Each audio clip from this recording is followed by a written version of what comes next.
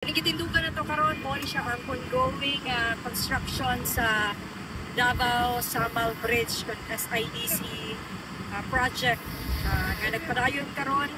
And ito is paglanang na ni siya, laos na ni siya dito sa Samal. Pero sa pagkakaroon ng ongoing pagyapon ng construction and so is the traffic, no, kaning kalisdanan yun sa ato ang mga kaigsuunan, labi na no sa pagtapok pa lang gikan dito sa Samal, Davao, vice versa.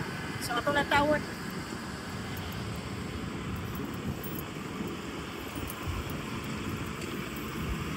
Located na siya na unahan lang yun dito sa Azuela and kaning palizada na gid siya idol.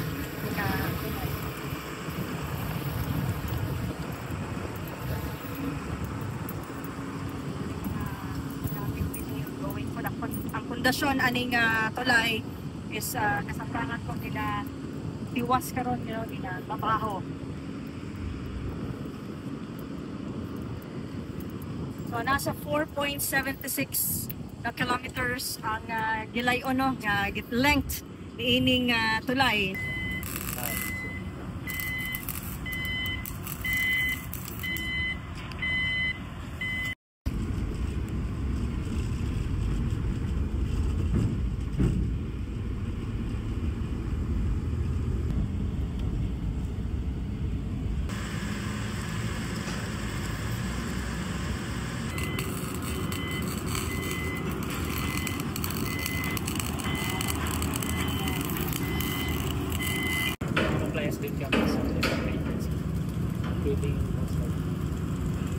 So dito sa navigation area.